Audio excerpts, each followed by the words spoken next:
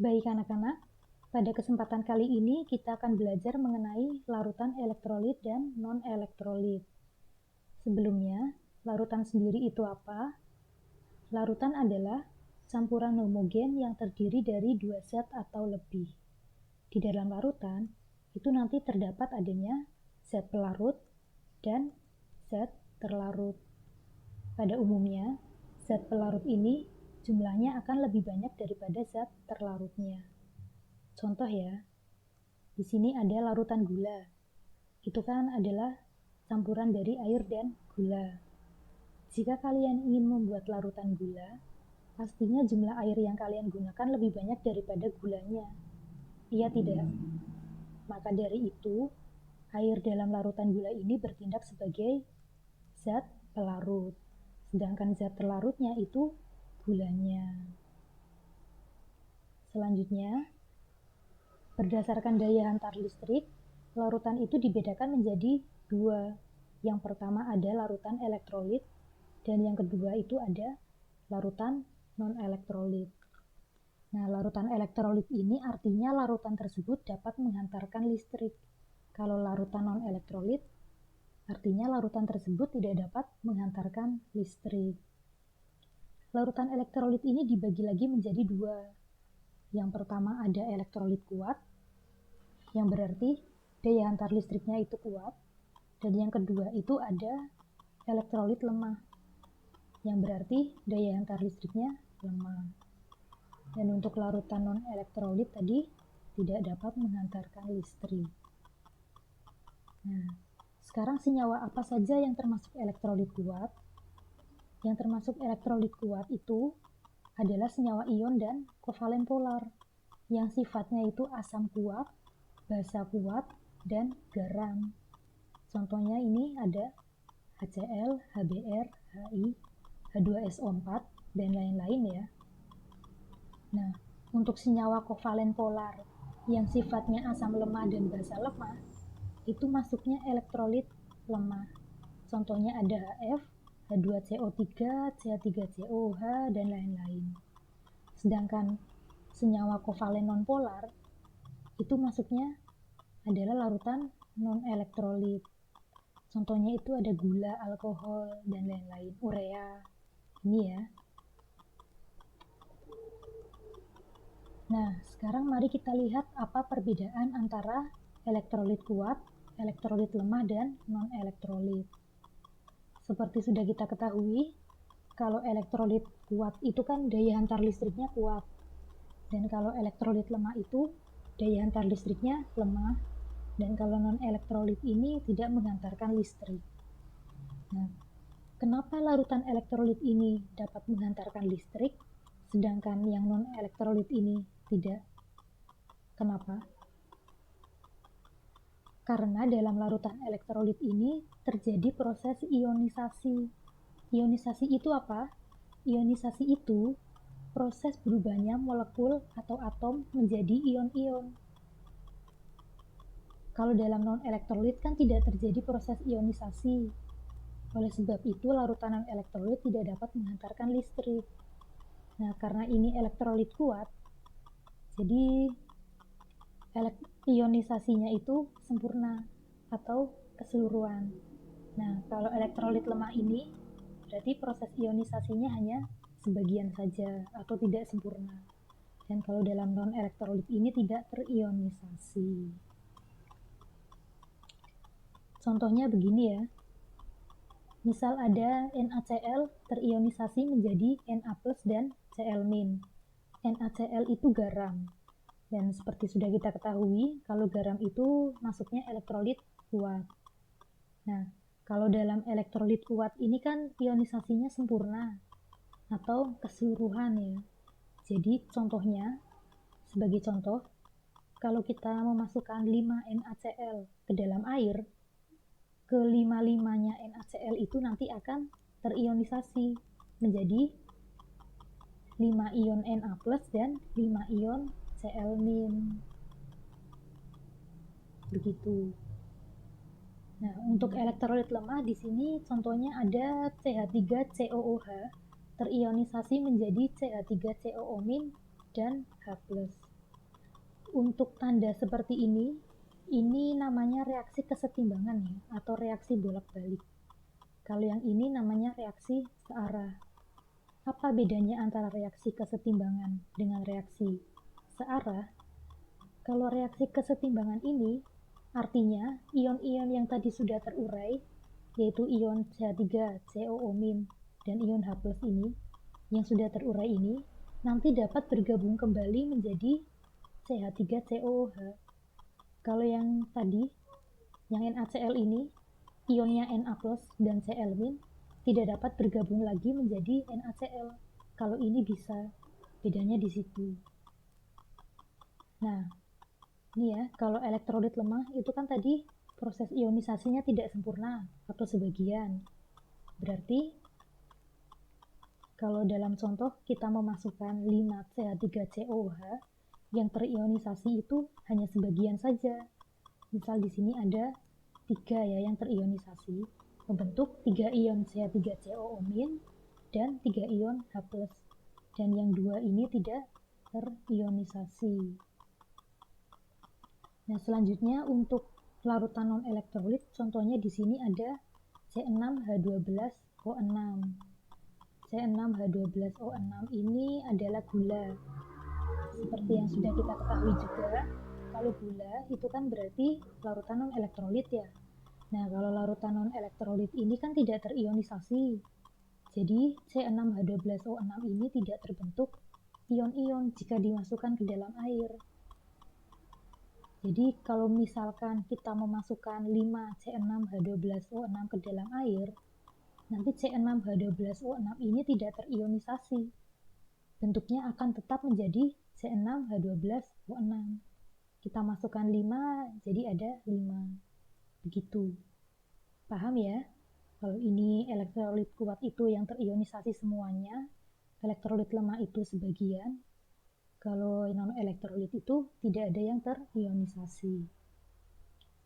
Nah, kemudian selain 3 hal tersebut, yang membedakan antara elektrolit kuat, elektrolit lemah, dan non-elektrolit itu juga ada di derajat ionisasinya. Derajat ionisasi itu apa? Derajat ionisasi itu adalah jumlah ion yang terurai dibagi, jumlah mol ion-ion yang terurai dibagi jumlah mol mula-mula. Contohnya dalam NaCl tadi ini, yang terurai kan ada 5. Berarti ion mol yang terurai itu ada 5. Dan mula-mulanya kan juga ada 5. Berarti 5 dibagi 5 itu ada 1. Berarti kalau elektrolit kuat itu derajat ionisasinya nilainya 1. Derajat ionisasi kita lambangkan dengan alfa ya. Nah, kemudian untuk elektrolit lemah, derajat ionisasinya berapa? Itu tadi kan yang terurai di CH3COOH ini, yang terurai kan ada 3, mula-mulanya ada 5. Berarti derajat ionisasinya itu 3/5. 3/5 itu di sini kita tuliskan lebih dari 0 kurang dari 1. Tuh. Itu derajat ionisasinya elektrolit lemah. Nah, sedangkan kalau non-elektrolit itu kan tadi yang terionisasi tidak ada ya, berarti 0. Dibagi mula-mulanya ada 5. Berarti 0 dibagi 5. Ini berarti derajat ionisasinya 0. Itu perbedaan elektrolit kuat, elektrolit lemah, dan non-elektrolit. Nah, sekarang di sini ada ini alat uji elektrolit. Kita lihat nomor 1 ini adalah batu baterai. Nomor 2 ini kabel penghubung. Nomor 3 itu lampu. Nomor 4 dan 5 ini ada elektroda. Nomor 6 ini ada larutan yang diujinya. Nomor 7 itu gelas kimia. Jadi untuk mengetahui suatu larutan itu sifatnya elektrolit atau non-elektrolit, kita bisa gunakan alat ini. Namanya alat uji elektrolit. Jadi nanti larutan yang akan kita uji, kita masukkan ke dalam gelas kimia ini, lalu elektrodanya kita masukkan ke sini. Nah, terus nanti kita amati di sini ini terbentuk gelembung gas atau tidak. Gelembung gasnya kalau terbentuk itu kita amati juga banyak atau sedikit. Nah, terus di sini lampunya juga kita amati menyala atau tidak. Kalau menyala itu terang atau redup. Begitu. Ya. Jadi kalau di sini terbentuk banyak gelembung gas, terus lampunya itu menyala terang, berarti larutan tersebut adalah larutan elektrolit kuat.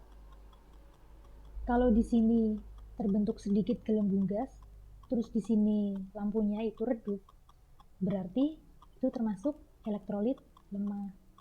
Kalau di sini ada gelembung gas, terus di sini lampunya mati, itu berarti elektrolit lemah. Dan kalau di sini tidak ada gelembung gas, terus di sini lampunya nyala, itu elektrolit lemah juga.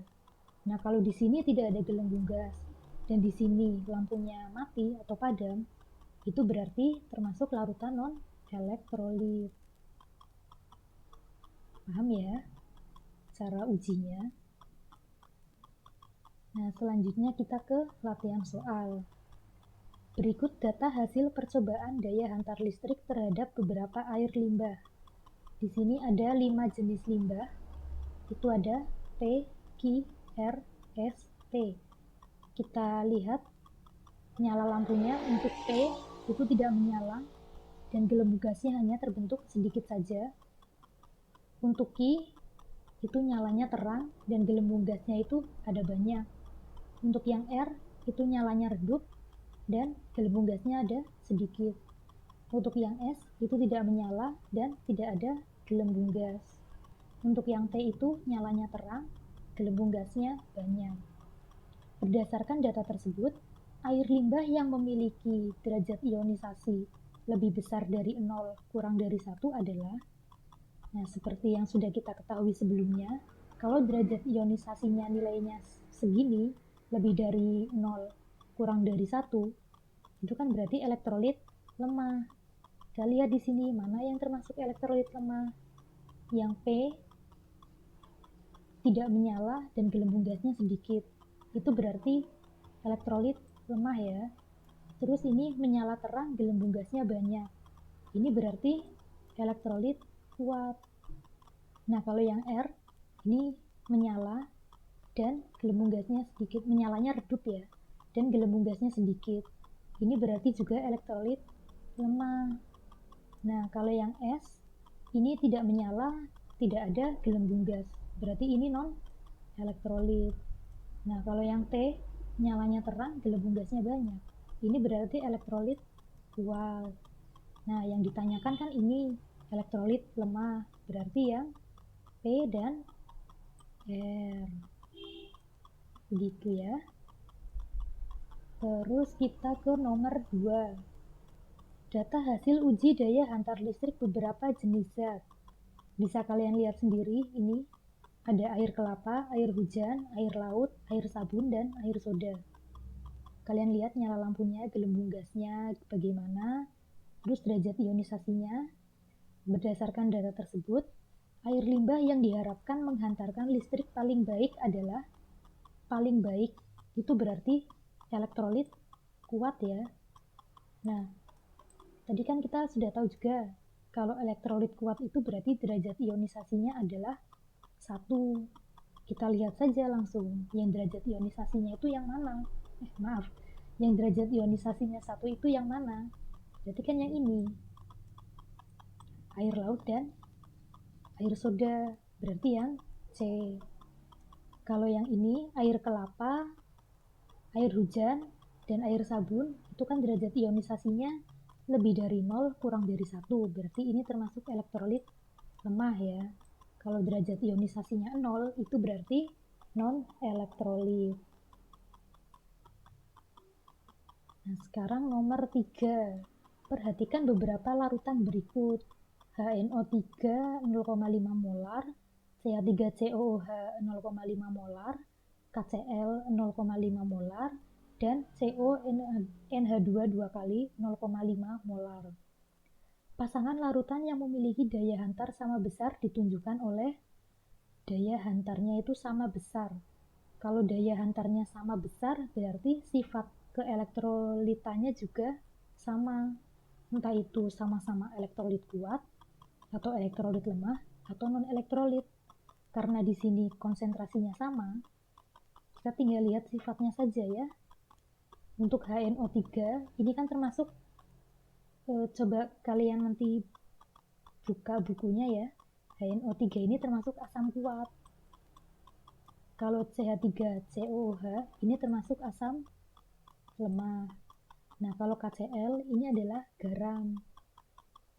Kalau CONH2 dua kali ini urea ini ya. Bukan garam, bukan asam, bukan garam. Bukan garam, bukan asam, bukan basa. Nah, ini asam kuat. Asam kuat itu kan termasuk elektrolit kuat. Diingat-ingat ya, kalau elektrolit kuat itu kan ada asam kuat, basa kuat, dan garam. Nah, kalau untuk ini asam lemah itu termasuk elektrolit lemah. Nah, untuk garam itu termasuk elektrolit kuat. Nah, kalau urea itu kan termasuk non elektrolit. Nah, di sini ada HNO3 dan KCl itu sama-sama elektrolit kuat. Berarti daya hantarnya itu sama besar. Berarti jawabannya yang B ya. Gitu. Kemudian nomor 4, larutan CaNO3 dua kali dapat menghantarkan arus listrik karena terionisasi menjadi CaNO3 dua kali. Kita lihat NO3-nya itu berarti dua kali. Ada dua ya. Kita lihat yang NO3-nya itu dua. Berarti kan yang B, D, dan E. Kalau yang A dan C ini kan ada satu, berarti bukan ya. Nah, sekarang kita lihat Ca itu muatannya berapa. Kalian kan sudah belajar ini ya di semester 1. Coba kalian buka bukunya lagi. Kalau Ca itu muatannya 2+. Berarti kalau yang B ini bukan ya. Ini kan muatannya cuma 1+. Berarti jawabannya antara D dan E. Nah, sekarang kita cari muatannya NO3 itu berapa. Apakah -1 atau -2. Ini CaNO3 dua kali. Ini kan tidak bermuatan. Di sini tidak ada tanda plus atau tanda minnya. Berarti muatan ion Ca dan muatan ion NO3 ini kalau digabungkan ini nanti hasilnya harus 0. Kita lihat yang dia Ca itu muatannya di sini ada 2. Berarti plus 2. Muatannya di sini 2+, jadi plus 2. Nah, ini NO3 muatannya ada 1-. Tapi di sini kan ada 2, berarti 2 kali -1, hasilnya ada -2. Nah, plus 2 dikurangi 2 itu berarti 0 ya. Nah, ini hasilnya 0, berarti jawabannya yang D. Kalau yang E, kita lihat Ca di sini muatannya plus 2. Kita tulis plus 2. Terus di sini NO3 muatannya 2-. Nah, sini ada 2, berarti 2 kali -2, hasilnya kan -4.